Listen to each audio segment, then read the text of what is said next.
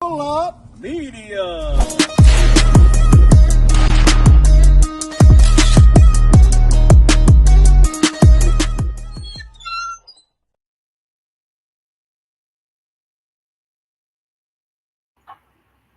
Welcome to Pull Up Media. I'm your host, Drake Melhot. This is Scotty Master Mike Holder. Dustin. Howdy, glad to be back, y'all. Yeah, thank you. It's been a while. How y'all been? It's been a week or 2 weeks. And then we were off the week before that. Yeah. We're I got off a lot lately, y'all. It feels good to get back to it. Sure Let's get back and get this hyped up. Yeah, what's up? Keaton, I don't know if it's just us, but we're going to have to sit together because it just looks like tight on It does look tight. No, there it goes. It's popping. Oh, it did. It did. Okay, cool. Now we're good. We're cool, Keaton. Thank you. I'd like to give a shout out to our sponsors. Shout out to Lisa Nairn, aka Mom Money. Shout out to US 19 Glue Factory, where quality sticks. Shout out to Annette Blankenship with Together Forward. Shout out Monica Make Photography, who had nothing to do with this camera system. She hates when I do that. Shout out to Wild Paradise Apparel. Y'all have any more sponsors that we need to add there? There's a lot. And more. you know what?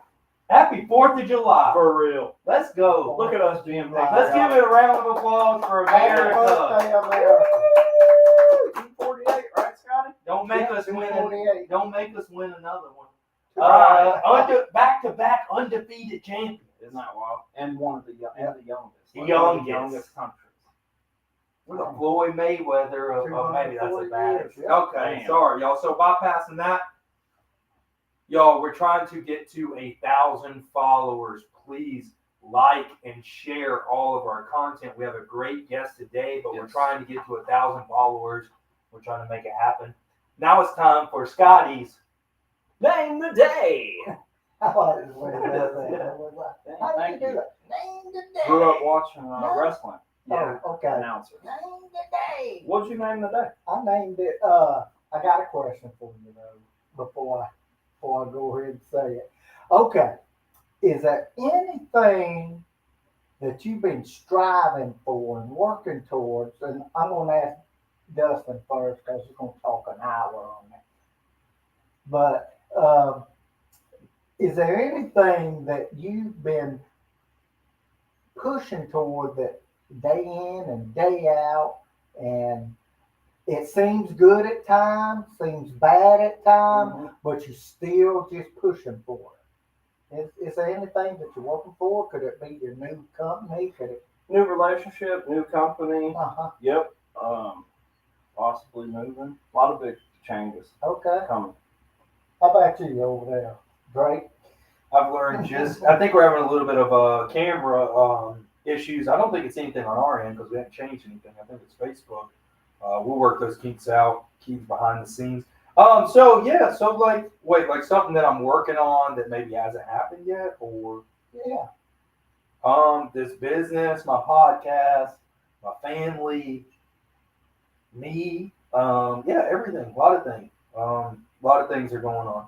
Well, How about mine you? too. We working for things too. I got a lot. My wife's business, because I see her tirelessly. Is You that a see it word? too? Tirelessly? I see tirelessly working to make her business grow and succeed. Yep. I mean, nonstop. And then you have those times that you're sitting here thinking, man, is it even working? Yeah. Is it even working? Then you have those times it's going good. And then you have those times that it even working. For all of y'all that are out there that's going through this, that are working, and you're just showing up regardless of what's going on. You're showing up. Uh, Get ready. That's what I named today love it. because I'm ready. I'm gonna get to it. It's coming. It's It's coming. coming. Whatever you've been working on, Mm. striving for, believing in, calling forward, get ready because it's coming. I love I it. think the thing is too is people just expect it to come easy. Like they think, not saying that Annette works her tail off, but what she thinks and what we think needs to be done has to be 10 times that. The 10x rule. So we think we're killing it, but I feel like you still got to dig a little deeper just to push a little harder. I could definitely go harder. I don't think in that. I think in that A goes hard. next full blast. Me, Scotty and I could go Yeah, way well, I farther. think I'm not saying we're all not full blast, but like we got to put forth some effort in a little bit of an area, and we got to alter our area and take back something we're putting forth effort. Look, I think you just got to adjust, and then like again the 10x rule. Like I don't know. Again, Annette may be a bad example, but I know in my head, oh, I think I should do this to get here, but it still is going to take 10 times that amount of work that I think is going to get to it. I feel like that's we all think it's going to be like, oh, I did, okay, like not getting a big job. Oh, I put in all this time and effort, didn't get that one, didn't get the other one, didn't get this one. Well, I mean, one's going to sooner or later hit, but 10 times the effort, and I wish I could have got the first one. So I feel like, like just be determined on getting ready. And if you are, get ready because it's coming. Yeah, and even when you're ready and stuff, and even if you don't get what you think, sometimes too, like I know I'm dissecting this, but sometimes too, you think what we think we need is not even what we need. That's true. So I like the getting ready and just sitting there on ready and being just going full and looking for opportunity. Sorry, I got all into that. that's all right. I like you your- get deep like that. Yeah, well, I mean, it's just, no one way to skin a cat, and I just had all that in my brain. So sorry to dump that on y'all. That's okay. I'm ready to That's move what we on. do. Damn, you I'm ready butchered to that. move on. You butchered the skin I'm of the glad. cat thing too. I'm glad you went first. Yeah, me too. Jeez. I'm out You're of right. breath. I need 10x Yeah, putting let me- myself out there. That's yep. Yeah, what's she up, needs y'all? to. Annette, do you need to back off the strategic planning a little bit and increase the percentage of getting out there? But dude, getting out there is the scariest thing. But you know what the easiest way to get out there is? If you're tuning into this podcast, why don't you tag your company? Right Oh, here? tag your company below, please. Everybody, like, share, and tag. Just right there's a good start. So y'all, Monica says, What do y'all something. know No, about? it's okay. Don't worry about it. So we got a special guest, right? Yes. Yeah, Y'all know anything about I know. Okay, I know he's from California. him? Mm-hmm. I know by what I've seen, he's a country boy, and I didn't know California had country boys. Same. I'm excited. He looks like you do. a little Sure bit. does. Yeah, we're Cherry Valley. Sounds delicious. That's the Is it? town he lives in. Oh, I didn't know that. According But to he, his Facebook. country boy. So Okay. he's right at home with us. And just go ahead, Bert. What do you know about him? So just what I've seen is backgrounds in pawn. It sounds like he knows a little bit about how to run a business. because it's not all about just building or doing the services that you get good at. You got to also run a business, which a lot of us, when we first get into it, not good at it. He's created his own name brand. So, Eric is a name brand, and now Pond Digger's a name brand. So he's made an impact and waves on his industry. And he's learned that he's obviously an expert if he's coaching people on how to do it. No doubt about it. And as for me, I'm excited as hell for you guys because I know you guys have been in the industry pretty much your whole life. Yes. And it's got to be cool for y'all to talk to somebody that does this kind of work. Just beautiful. I'm doing my first pond coming up, so I'm excited. I got a lot of questions to ask him. Okay. The artist in me's got questions, not only about the business side, but the artist side. So we're excited. Scotty, what do you know about him? Did I finish that off? You got me. I said it's country boy, remember? Well, Cali. So we're excited to welcome in Eric, Pond Digger. the Pond Digger. Come on, Eric. Man, I hope we can get Eric on here. Hold on. There he is. Hey, Eric. Thank you for joining us. What's up, gentlemen? Where are you located at again? Where are you coming to us live from?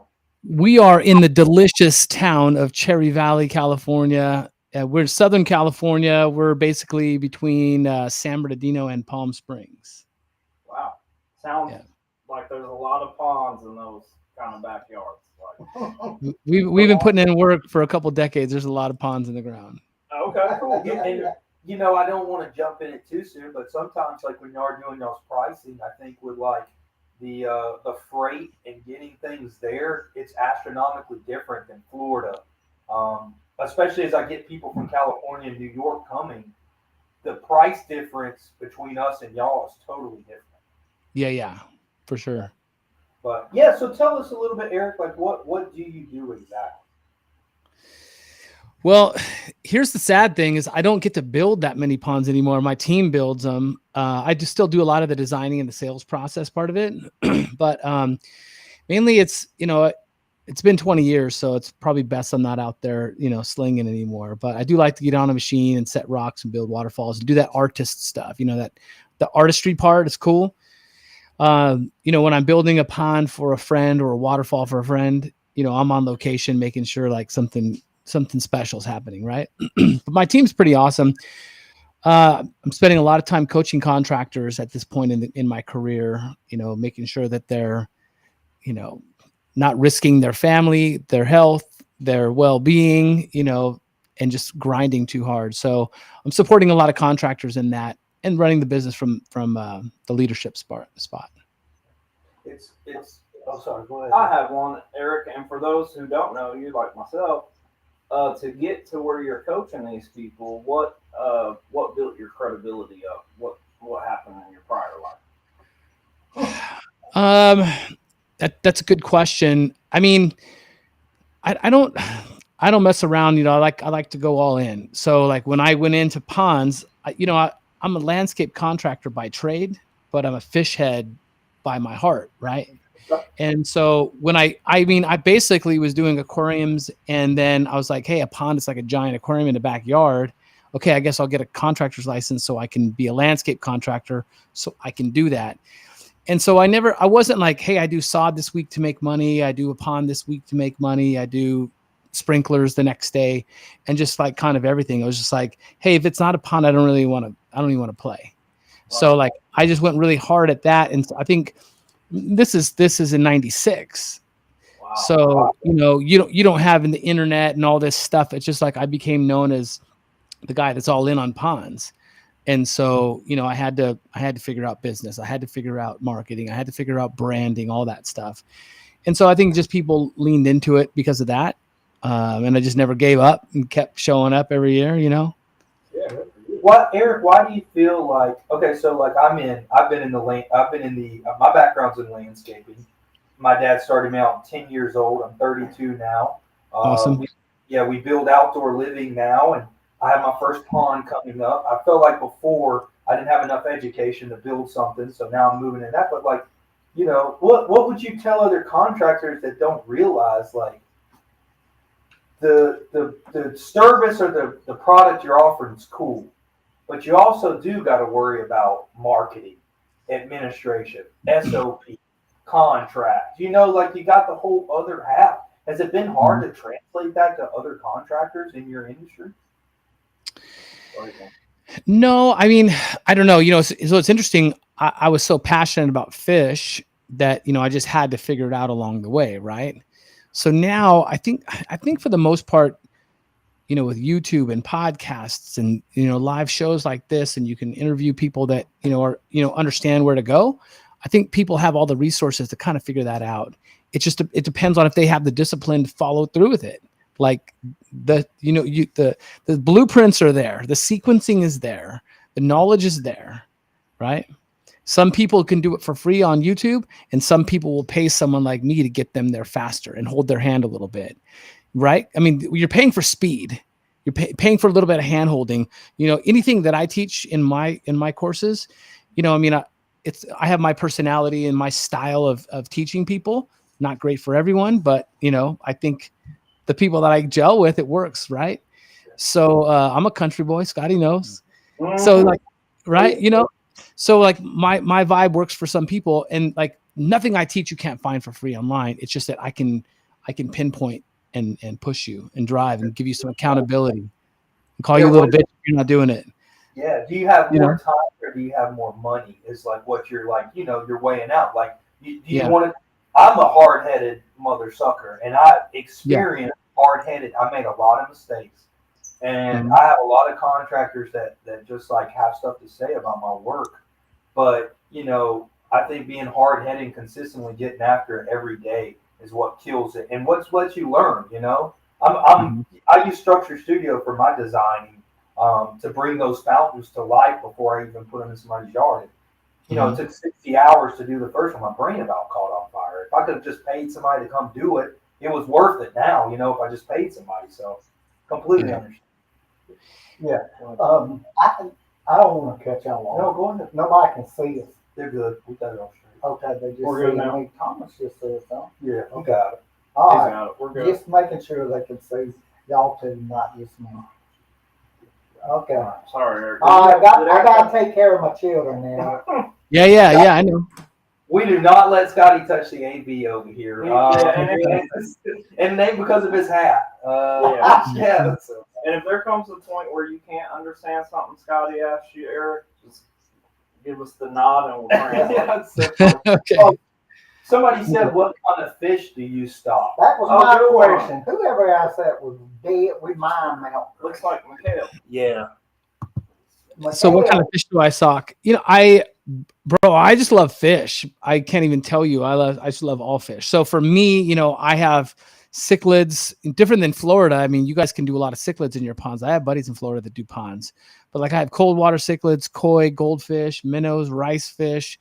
Some ponds we're putting trout in, catfish, bass, bluegill. Like, yeah, I like it all. What about a brim pond? Yeah. Family of little brims. I don't have any brim. Well, yeah, and you know, those they don't all go together, but this is all the stuff that I play around with, right? You ain't putting many bass with brim. Yeah, like I've seen a couple bass ponds. They're big ponds.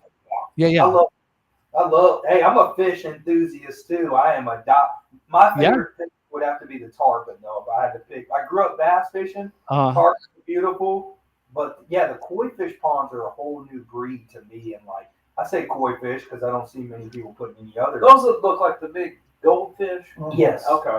Yeah, those are cool. What? And Eric, let me ask this: do y'all have it like broken down out there, like square footage for y'all's pond builds? Like if you had to like. You know, of course you got to go with depth, but like, do y'all have it broken down to like a square footage for a pond?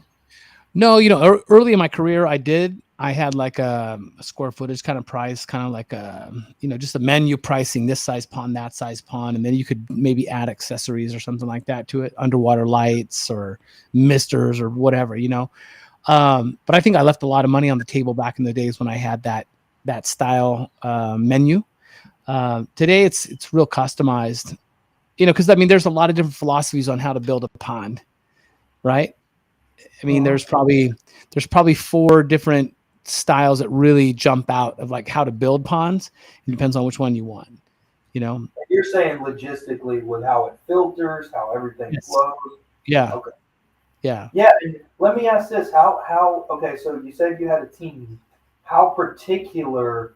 I got to know this because I was out at the rock yard the other day, sweating my tail off. I'm marketing and sales too, but when I sell something like I say saw if I that video. I saw that by the trash can. You're all digging yeah, in the rock pile.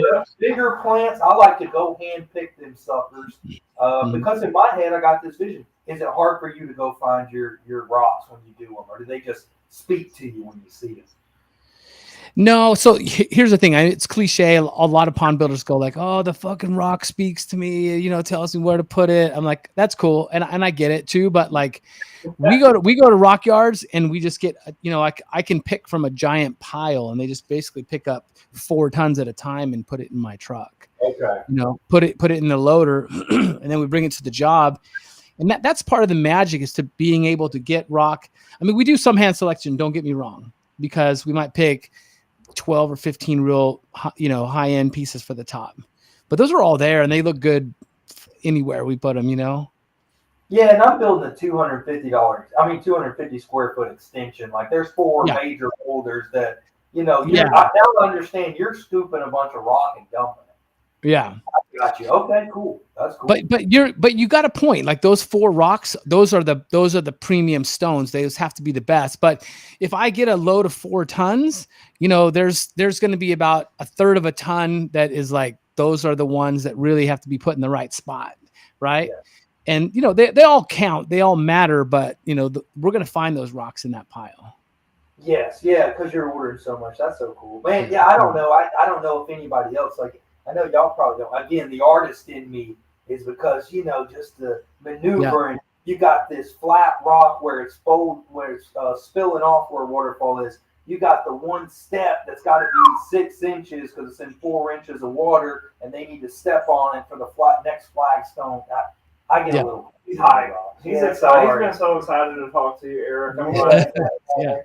Man. I presented a $257,000 water feature in somebody's. The first one I ever bid it was $257,000. Wow. The husband was gonna kick my ass. The wife was so excited. The husband was so it was a little shaky. I didn't get that first one, but it's okay. It's all right. Yeah. Sometimes the best jobs we take are the ones we don't get. You know. Amen. Yeah. Amen. What for somebody in this industry, Eric, is there something that you've seen consistently that people are doing wrong and could do better? Like, is there one big one?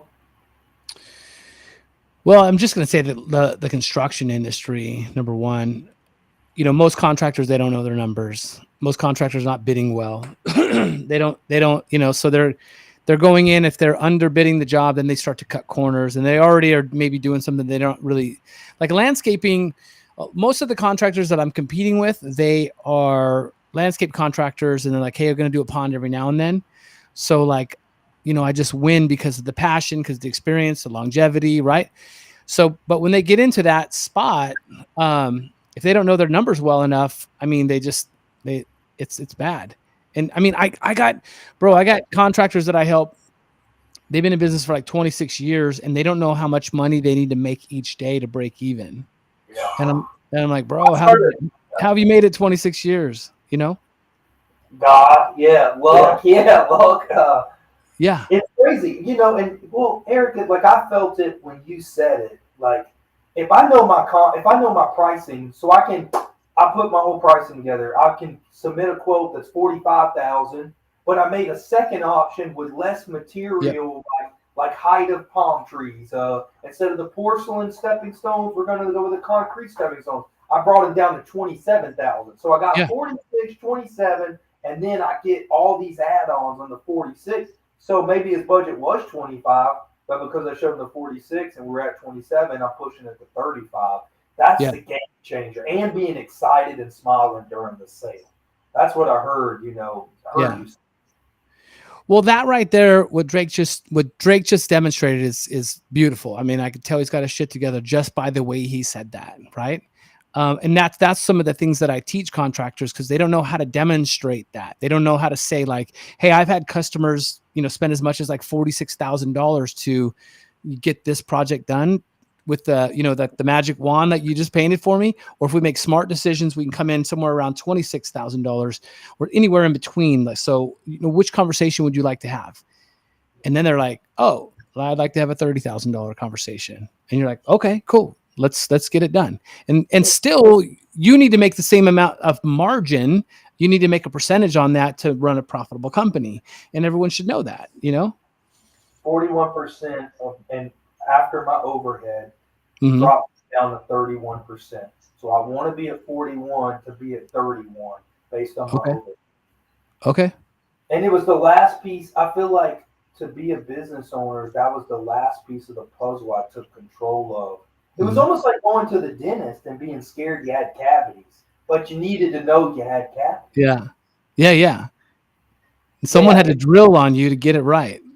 His wife's my coach, dude. So same thing, you know. Yeah. I can tell this is the lingo you're saying that you're a great coach, man, because Yeah. you're hitting the nail on the head, dude. We're so scared of our numbers, and a lot of contractors. You got to know them. And with numbers, you know, in that game in particular, one job can make or break your whole company. If you fuck it up and you're 30,000 in the hole because you messed up. Yeah. You know. The 257,000 was a blessing because, like you said, landscaping, depending on the error you make, you can usually fix within like 10 grand. But if you mess up on a pond and it's at the lower end of the pond, like the bottom, you're screwed. So it's like it is a blessing. Like you can make or break, dude. Spot on. Have you ever come up against other people that started building a pond and just couldn't do it, and they had to call you? Mm-hmm. Yeah, for sure. You know, it's tricky. One thing for my career that's been kind of a game changer and different than a lot of contractors is, like, in the beginning, like, I am a fish head, bro. Like, I just want fish everywhere. I want everyone to get involved with it. And so, like, I would help people, coach them to do the pond themselves. So, like, I used to do demonstrations over 20 years ago where I'd go to a nursery, we'd build a pond, and I'd invite the whole community and be like, come and watch me build the pond and you can do it yourself. Contractors would show up and, like, watch me build and go, oh, that's how he does it. And then they'd go sell ponds, right? But I was always cool with that. So, you know, that part of my business was cool. So a lot of people would get started on themselves and they go like, oh, I'm tapping out. Can you come and help fix it? You know, just, can you finish it for me?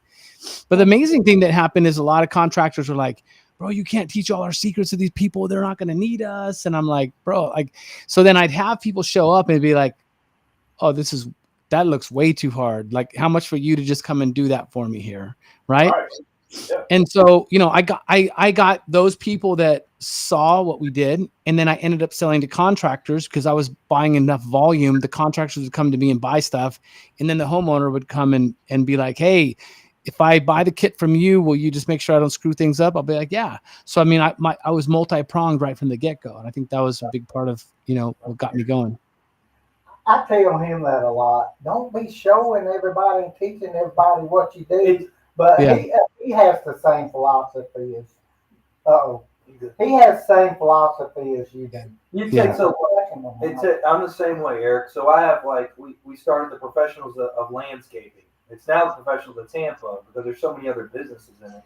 You can give all these secrets away, but for people to take and, like, if they really wanted to take advantage, they got to hit on all cylinders to take advantage. So, like, giving another contractor away the secrets, you know, well, they still got to market. They still got to run administrative staff. They still got to put together a quote. Yeah, it's like, I feel like the information given away for free gets you a lot of better contacts, and the bad contacts, they just don't hang around for long because they can't maintain that marathon speed.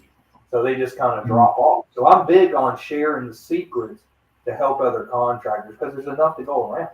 Yeah. Has that been you? Have you ever caught, like, flack from that? Like, you know, I heard you mention a little bit, but, like, have you ever ran? No, absolutely, dude, absolutely. So first of all, this is funny. I'll tell you a full circle thing. First of all, the most important thing you need to realize, if any contractors are listening to this, they, like, when you do that, it just gives you credibility.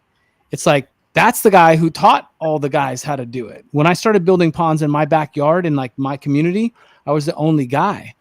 And then within just a few years, within 5-6 years, I was around 2003, 4, 5. It was booming, right? dude, there was like 20 people in the phone book. That was back when they had phone books. Yeah, It went from me, the only dude, to like 20 people in the phone book, right? So, but here's something full circle. So I'm always teaching contractors how to do shit, right? I tell this one contractor how to do stuff. He's like, cool, thanks for sharing with me. Then I tell the world. He's like, bro, you can't tell that to everybody. You know, like, what are you talking about? I'm like, I fucking told you, dude. Like, you wouldn't know how to do it if I didn't tell you how to do it. Like, what's wrong with you? And then, bro, he was just at the convention not too recently long ago, and he was teaching people how to do it. I'm like, oh, bro, now what? You know? Yeah. Man, tag him. Let's tag him, Eric. But it, I was just thinking the other day, like, I used to be so slow and not know. I did sales and looking at quotes for years and had no clear process of how to put that stuff on paper and put a site plan together and send it away. And so, like, I would go look at it, and the idea of selling something big and grand sounded cool. But then putting it together was such a pain, and like I consistently just couldn't do it day in and day out. I feel like getting that solid structure of knowing exactly what you're doing, putting it on paper, and sending it over is the key to success. And like for a lot of contractors, again, they don't know where to turn, and that's a hard thing for them, Well, because let's be honest, if you're a contractor, you've most likely dropped out of high school. You're addicted to nicotine, alcohol, marijuana, whatever, or energy drinks. Yeah, you don't, but you can work your ass off. You don't know the business side of things. He's out. Somebody's on here right now smoking a cigarette on Friday at their landscaping job. Yes. Yeah. And know they got a damn warrant and just hoping that they don't get picked up. You know what I mean? You didn't fight that. And I'm out. Yeah. Don't forget to mention with the tall boy in a paper sack. You know what I mean? Yeah, the tall boy. Yeah. Eric, just the culture, like, I haven't met many people that've been in it this long and they really do have their stuff together. But it's like, does the culture not hurt your feelings, but does it bother you? Like the culture of our industry, do you see it? No. Sometimes I want guys, that are coming up in the company. I want more for them, but sometimes it's hard to push them past that, right? Yeah. So that's where the culture kind of hurts me a little bit. Because, dude, I'm hanging out with killers, bro. I hang out with straight killers. That's Yeah, I mean, I have inner circle guys. They come in, they get it figured out, they level up, or they disappear. Like, bro, it's true. Like, you are who you hang out with. Like, you're gonna grow with that, right?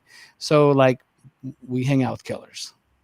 I would love, and again, we've got to address the chat, but I'd love the opportunity to fly over and pay you to educate me on pond building, because again, I've sold the first one and we're going to do the first one, but I still have so much to learn, and my guys' experience, but I really feel like if I'm designing, I need to be experienced.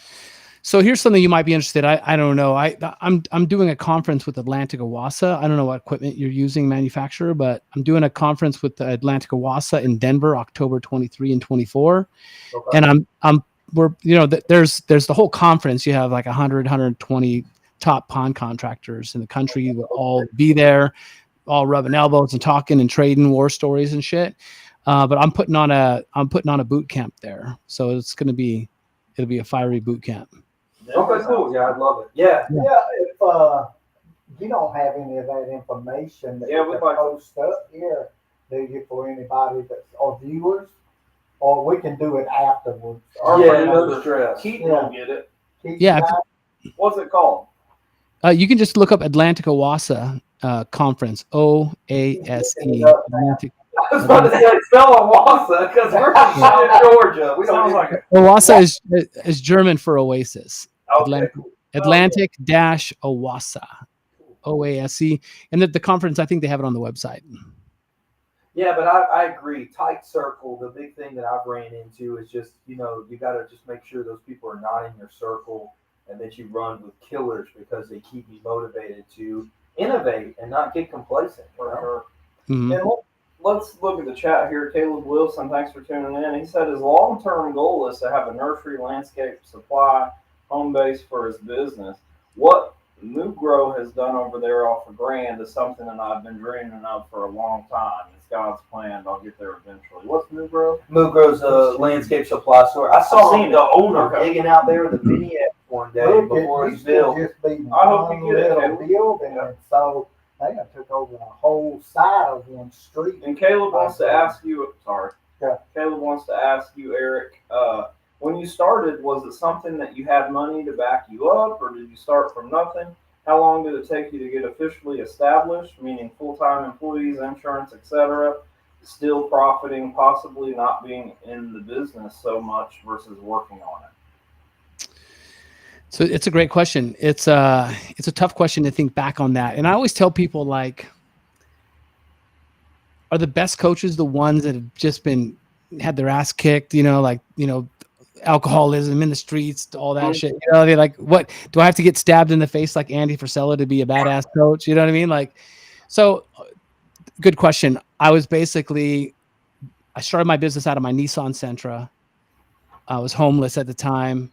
I didn't sleep in my car. I actually was like trading fish services for this guy who managed an apartment complex, and he had a couple empty apartments. And I took care of him, and he's like, hey, you could stay in this apartment secret, be on low key, be quiet. I'll hook you up, but don't tell anybody and get your shit together. So that's how I started the whole thing. And here I am 20 something years later, got a beautiful ranch out in the delicious Cherry Valley. 5 acres. We manufacture products. I have a service and repair and maintenance division and construction team. Yeah, a lot of cool stuff. You manufacture stuff. Okay, well, I'll talk to you after the show. I need help right now, and Okay. I got a water fire feature going at the front of somebody's house. It's a kit, so it's made out of the resin. I didn't want the smaller sphere for the fire water feature. I wanted the big one because the house is so big, but they don't make it like that. I don't know if that's something you manufacture. They need some. I need a fabricated because I'm not okay with just the run of the mill. I'm like you, Eric. I feel like we're the same person. I'm looking for perfection. This house is huge. I feel like I'm BSing the customer if I put a smaller water feature versus the bigger. Yeah, well, let's connect. I don't fabricate something like that, but I mean, we could talk. I could probably help you. Okay, cool, perfect. Yeah. Great. Did you need to address the chat anymore, or are we going good? No, I had a question. Go ahead and ask, Scotty. When you say manufacture stuff, what about the fish? Did you grow the fish you put in there, or could I have a pond and grow my own koi and sell them? It's not as easy as you think to grow and sell koi. It's a tough rig. Actually, I do breed a lot of stuff still. I still have some stuff that I do for hobby aspect of it. I got 30 aquariums in my garage, and I got a couple ponds on the property, and I'm still a fish freak after all these years.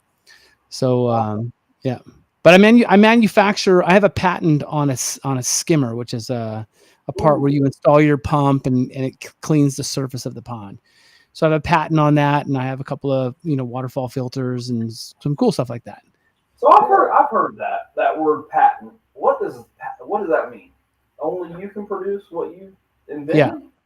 So the patent basically means you come up with an innovation at some level, some sort, and you pitch it out to the world. And the cool thing for me, my patent is around 8 years old, I think. And I've paid for the extended. I still have 10 years of protection to where no one can copy it, right? Yeah, so it just gives me a marketplace to where I could sell my stuff. I mean, the patent cost me probably $50,000. I mean, it wasn't cheap. It wasn't easy. It took 6 or 7 years to go through the patent process and fighting for it, and it was a tough one. How do you find a manufacturer for that? I am the manufacturer. You make it. Wow. Yeah, that's what patent is.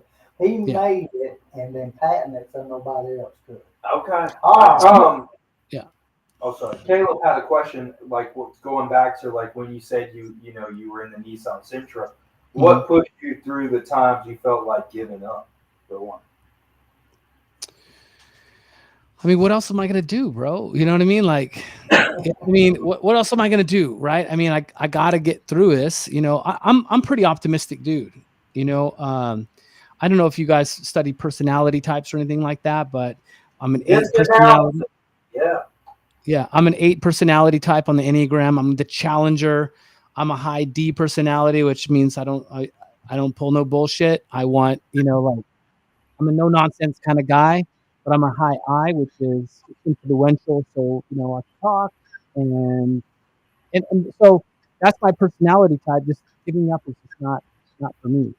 So, Okay. you know, I mean, I guess, like I said, what else am I going to do? I'm not going to go work. I can't go work for anybody else, you know? You can't pull over in hell when you're driving through. You know, you're just gonna Yeah. keep.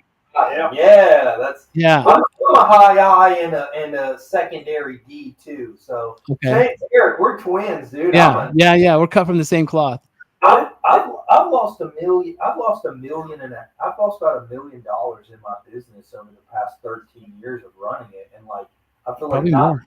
not many people can say that. Like, but we never gave up, and I've been saying this forever. I feel like we've almost got it together. Like we're right there, and when me and Monica could barely make our $600 rent back in the day, I said, "Babe, we're right there. I've almost made it, and I'm gonna turn this around."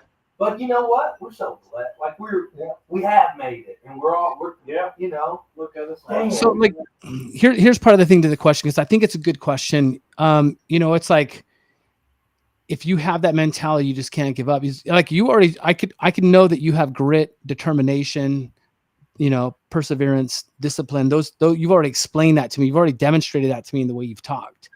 So, you know, I think my emotional intelligence is not the best, but it's up there. I can kind of read a room and shit like that. So I don't remember where I was going with that, but I'm going to send you the Enneagram type, because the Enneagram is even deeper than the disc profile to really know to like figure out who you are. I think that's a really important factor. Is that something we could share and the followers could do it themselves? Yeah, we'll send it. Yeah. Wow. Okay. There's a free Enneagram test. I've never heard of it. It's like the disc profile, but it's a little more in depth because it explains your personality type deeper. Like I've been married for 26 years. Like when I figured out Enneagram about 3 years ago, like really dive deep, I look at my wife, I'm like, no wonder you do it like that. Now I get it. You know, like I understand now, you know, it's Wonder you were pissed at us. Yeah. No, yeah. Also, too, with like being like successful or getting to success or chasing success, I feel like PTSDs of what triggered, like what went wrong in our childhood is what puts us to that like next. If you can figure that out, that's what puts you that next level in your business, your relationships. I feel like really working on yourself, you know? Here's one thing that I know where I was going with that.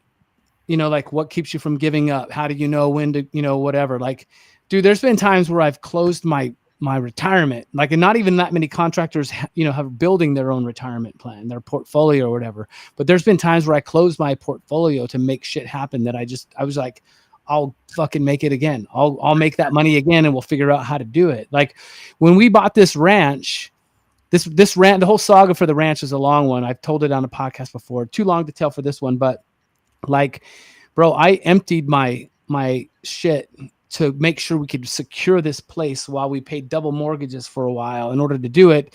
But I mean, it's just like, it's grit, it's perseverance, it's discipline. It's like, I'm going to wake up no matter what and get it done, you know? That's huge. Yeah, big. I'm a Libra, Eric. Hey, what? I'm a Libra too. There you go. That's my disc assessment. That's right. Hey, what? I'm a Libra. Scotty's a Libra. Scotty, okay. Okay. Or the rat in Chinese. No, the rabbit. I'm a rabbit in Chinese. Scotty has nothing to do with disc assessment. Yeah, Okay, go ahead. Okay. I got a question for you. And we're going to get off the ponds really quick. I was going to your podcast. I know you got a podcast. Yeah. What's the name of it? The Pond Digger Podcast. Pond Digger Podcast. Look him up and support him. Yes, yeah, please. I did follow you today. So Thank you. Thank you. I don't know follow the palm digger. Palm digger. Yeah. The pond digger. Pond I even said that wrong on the thing What the is other your day. question? Okay, but my question is, have during your podcast, I don't know how long you've been doing it. You can answer that too. But have you ever had technical difficulty when you're trying to podcast with somebody? And have you ever had technical difficulty? Yeah. Cool. Good. That's a good question. It's fun. So I've been doing my podcast for about 6 years. And in the beginning, I was just documenting stuff. I do one podcast and I, wait a month and do another one and wait a month and do another one. And then slowly I was getting better and better at it. So yeah, but currently we're almost at episode 200. The past year, I doubled down. I'm like, hey, I love this. I learned so much. I'm a better person because of it. And I want to share my content with it. Right. So we do 2 a week. I do 1 a week for contractors and 1 a week for pond freaks. So like, that's how I go. Right. And I can blend them too. Sometimes it's for contractor pond freaks. Right. But one time I had Dr. Jessie Sanders on the podcast. She's a busy doctor. She's a fish expert, takes fish out, operates on them, Oh, wow. and puts them to sleep, anesthetizes them, wakes them back up, throws them back in the pond, like gnarly shit, right? Had her on the podcast for like an hour and 20 minutes. It took me like 2 months to get her scheduled on the podcast. We go for an hour 20. We hang up the phone. And when I hang up the phone, it didn't say recording stopped. Ah. And I was like, oh shit. So like I literally had that whole conversation with her. It didn't record anything. And I had to call her. I didn't call her right away. I was just like, I almost just jumped out the back window. Yeah. Great And then- conversation. But then I had to call her and go like, hey, I really screwed up, man. And I got her back on the show. She was very graceful. That's cool. I tried to do one with his wife, which I owe her another episode, and I tried to fish. I always try new things. Like I'm always, I'm a dreamer, so I'm doing the podcast. This is like episode 6. We were on a pond. Yeah, we're on a pond. I'm out fishing. I had a fishing rod out and the line out, and all you could hear was the bait bucket the whole time. Like it's going. I get hung in a tree. Stuck up in the tree. Yeah, so we lived and learned from that one. She took it well. But Dude, one time I was in the middle of 75 hard and I was super fired up about something and I wanted to get it off my chest. I do that a lot. Like if I'm really hot about something, I'll just grab the thing and I'll start recording. And I went out for a walk and I had like my earpiece in and shit was like, I thought I had it all dialed in. And I pressed play and I put the thing in my pocket and I had my earpiece in and I was on this outdoor walk and I was like, people probably thought I was crazy. You're walking down the street, you see that crazy guy with arms in the air and talking to himself. That was me. I was just like spitting fire. I remember a spitting fire. And when I was done, all I heard was my ass in my back pocket because somehow the connectivity didn't work. And I didn't realize it, but boy, I vented that day. And Eric, you might be like me, but I'm a perfectionist. I want it to run smooth. It doesn't always run smooth, but then it just it pisses me off and motivates me to get it smoother next time. Yeah, for sure. I what's funny is I wouldn't call myself a perfectionist, but a lot of my friends, family, and peers say that I am. So take that rock in your next pond and let me rearrange it. You tell me if you need to do it or not. Yeah, that'll tell us all we No, that's cool. What's been like? Okay, so has it been hard to like? So you pre-record your podcast? Is that correct? You pre-record? Yeah. I've done a few live. And I'd like to do more live ones. And then we do live Q&A. And it's the couple that I've done on Facebook have been cool. What's kind of your dream of where you want to take like Pond Digger? Like where do you want to like maybe you don't have a dream, but if you thought about like in game, where you want to be at? It changes, bro. Like it changes. And I don't mean to get this heavy this close to the end of your call, but like in 2015, I'd already been doing it for almost 20 years. Like it'd been already like 18 years or something like that. I got diagnosed with cancer. And, like, okay, now what? What's Pond Digger now? How do we change this, right? So I took 2.5 years off from my construction business, kept my patent going, ran, wholesale and retail, while I recovered, And then 2.5 years later, I like start the construction team again. And do I want to rebuild or do I not want to rebuild? That's the question. That's the $1 million question, right? So basically in 2018, you know, here I am rebuilding my company. I had a world-class construction company that I shut down, and all my crew that had been with me for a decade, I set them up with their own businesses. You go do you guys go take over the world. I'm going to go die. Right. So, you know, I get healthy and then I'm like, hey, my crew's gone. Now what do I do? Do I rebuild? So it changes sometimes. You know, when you have kids, what does it look like now? Are my kids going to carry on the business? My kids, you know, look, one of my kids is in the business. One isn't. They both were in it 2 years ago. So it's changing. How old are they here? How old are your kids? 22, 24. Okay. Yeah. So like, you know, I mean, it changes. It changes. But here's the thing. I want to leave my legacy. I want to help contractors, you know, become the best versions of themselves. You know, I got 10 more years of protection on my patent. I'm putting in another gear, going to go a little bit harder on that. I'm going to get the message out. I'm going to make one of my true goals on the podcast. And I say it on the podcast is I truly believe that if I can make the contractor client experience better, it's my way to try and make the world a better place. Because there's too many times when contractors and clients just have a bad experience. I think most of it's communication, and I think it's mostly on the back of the contractor. They can make it correct, and I think I have a really powerful way to help them make that happen. So that's where I am at currently today.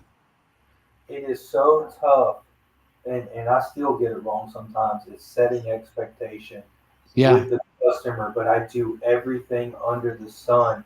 Whether that's and there's like 4 ways of defense. There's like a site plan, there's an estimate that goes with the site plan, and then there's 3D renderings, and then there's also the contract and all the DocuSigns. And like, man, if I could just make sure the customer knows exactly what they're getting, that's where the magic I feel like sets in. And that's been a 10-year process over here, and we still have room for improvement. You know? Yeah, for sure. I mean, you should explain to them what it looks like while it's being done. Like when we do a pond, literally it looks like a fucking bomb goes off in your backyard. When we're halfway through, people walk out and they're like, what have I done? You know what I mean? Yeah. And then at the end of the thing, they're crying because it's so beautiful, right? But in the middle, it looks like a bomb went off, right? But then you have the handoff. You have to pass the torch. Like, here's the rendering, here's the site plan, here's the DocuSign, here's, all this stuff, right?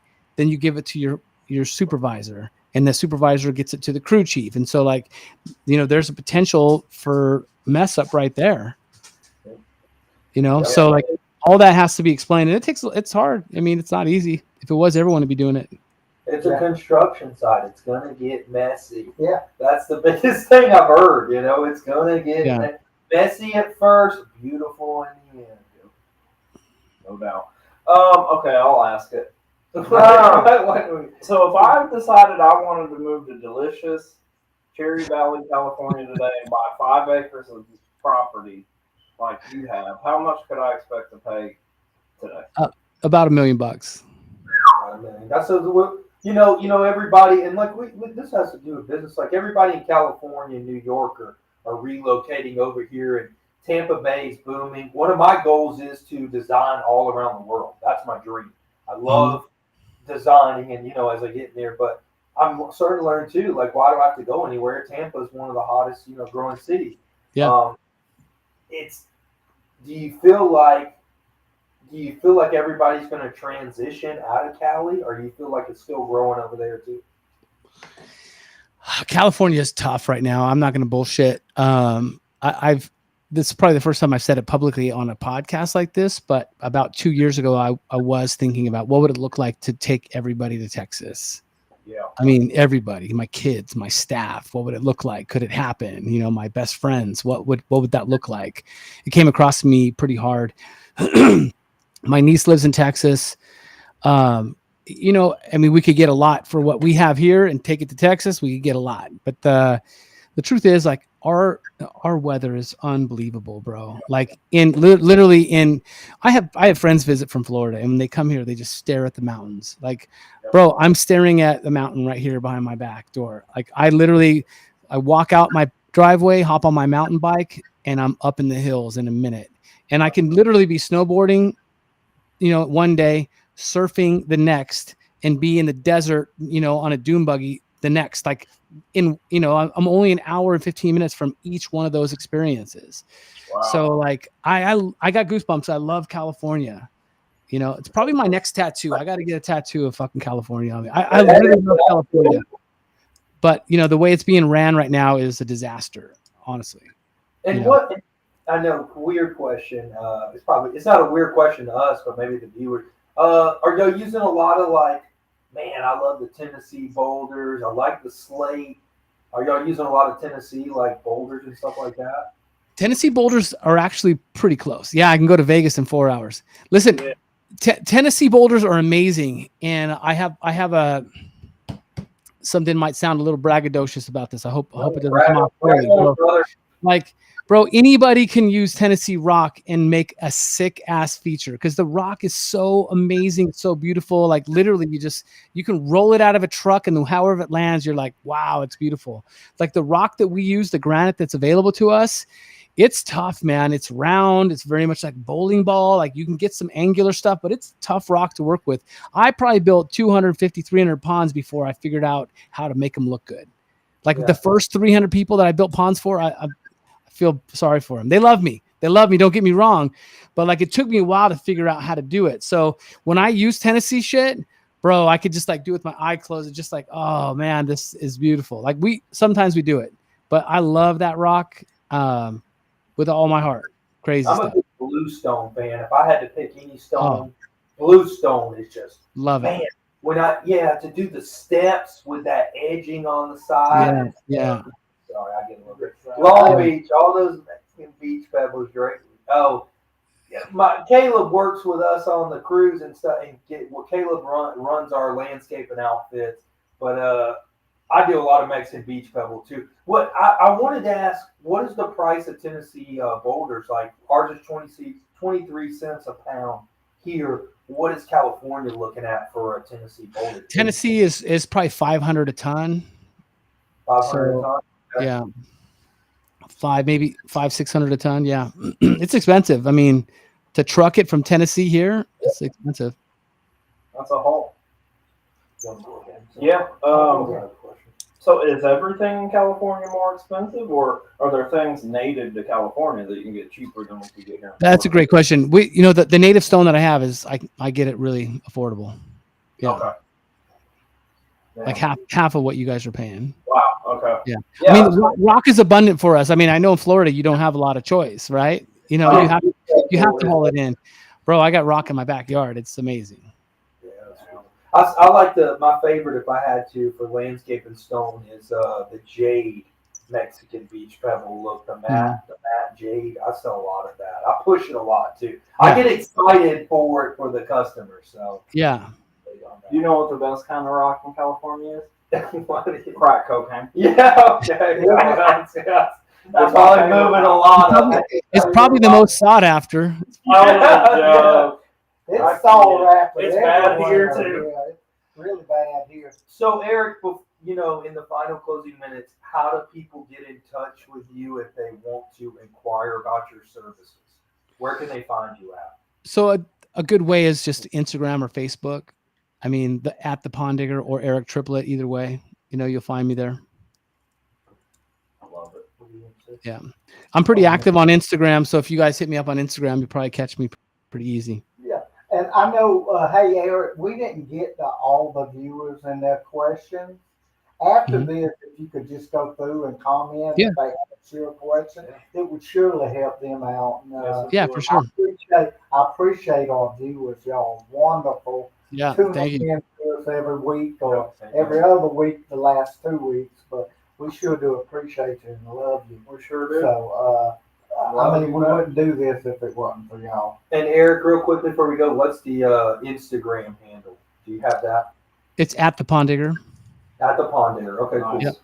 Yeah, well, Eric, we appreciate your time, man. We appreciate it. I'm probably going to try to hit you up and become your best friend after this. Yeah, hit me up. I always like keeping motivated people around me. And again, we can help those people that need help and helping the little man, because it's what are you going to chase all the success for? People need our help out here. contractors don't know how to run businesses. You know? Yeah, dude. I mean, people just need to reach out for help. I mean, why not just get there faster? You know what I mean? Just you can get there so much faster. You know, you can help more people when you get yourself to a better spot. You know, it's just like when you're on a plane, if it's going down, the oxygen drops, put it on yourself first. Like that's asking how to get somewhere faster so you can take care of your family better once you're better. Get that oxygen. Yep. Well, thank you again for being on here. Yeah, thank you, Eric. It was fun. Are you from Riverside County? Yeah. Reggie Miller and Cheryl Miller, greatest athletes to come out of Riverside County ever. Reggie was my hero growing up. You remember Okay. Reggie Williams? Reggie Miller and Cheryl Miller, him and his sister, basketball. Oh no, I don't know them. I don't follow basketball. They like fish. Okay, He's like fish and guns. I got a lot of guns too, Eric. But hey, Eric, thank you so much. Eric, it's Yep. been a pleasure. Yeah, man. Later, let's do it again. Happy Thank- 4th of July. Let's go, America. Back-to-back champions. Thank you so much, Eric, with the pond there being on.